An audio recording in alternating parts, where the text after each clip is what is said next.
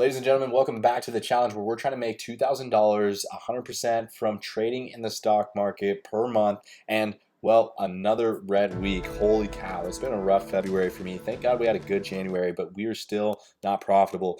Here's some three things that went wrong. I got caught chasing. I let my emotions get the best of me, and my share size was just way too big. So in our last recap video, we talked about how I was parking the bus in SCHX. It's an ETF that follows the Nasdaq major companies, and it's a slow grind for the long term. The reason why I'm parking some of my money there is so that I can minimize my share amount. And so what we're doing again is we're going to park some more money so I can again minimize my share amount when it comes to trading, so I'm not risking so much. And one of those trades I'll talk about, but a main one that I want to talk about is actually an XRP ETF. Yes, it's crypto. I don't really trade crypto, but I have a friend who does, who's really heavy into XRP, and then somebody else that I follow also is heavy $1 million into XRP. So there's something that people know about XRP and what's going on behind the lines. I might as well hold some of it for the long term, and let's see how this year goes.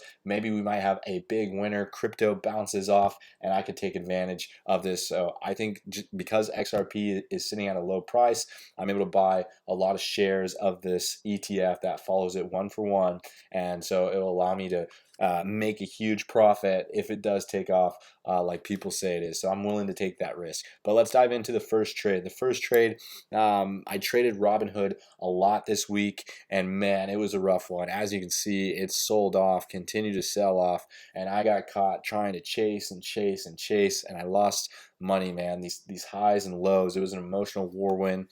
I finally said, hey, let's buy the bottom here. Let's swing trade it. CPI report, that's a consumer price index. It's telling us, hey, is inflation cooling off or is inflation still around? And sure enough, we got a good CPI, lower than what was expected, meaning that inflation is cooling off and we can potentially see another interest rate cut. Robinhood jumped up because this is good news for banking industries and other industries that are in finance, and so because it costs less to borrow money, and so it skyrocketed up. Thank God we were able to make a lot of our money back. And here's the big one. I am holding still 300 shares of Hood stock because I think it will continue to rally throughout the year. So this is going to be a swing trade, might be a couple months, but I think the market is going to bounce. I don't want to miss out on these opportunities, so I'm going to take advantage. What was I talking about earlier? XRP, it's a cryptocurrency. If crypto bounces, you can see XRP, it was previously sitting at all-time highs, $3.66.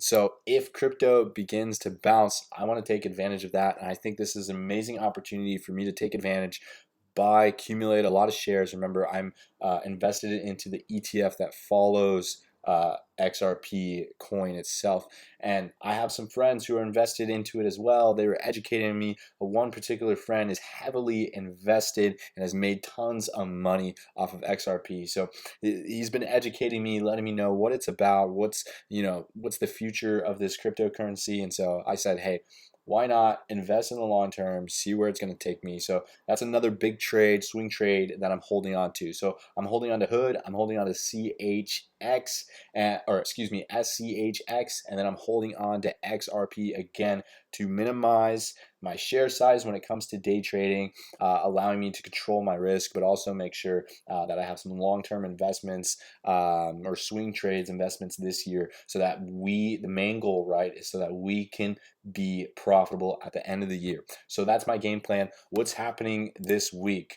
Wow, there's a lot going on. It's still going to be a volatile week. One of the things that I want to watch out for is NVIDIA earnings is coming up, not this week, but the following week. But we do have GDP coming out and the PCE report coming out. What is PCE? Personal consumption expenditures. This is how much consumers are paying for products and services and things of that nature. And so this also tells us, hey, where's inflation sitting at? And so the market is going to be another volatile week. So I need to make sure that, one, I am minimizing my share size, I am setting my stop losses, and I'm making sure I'm taking low risk. But do I think the market is going to recover? Yes, and I don't want to be scared when the opportunity presents itself.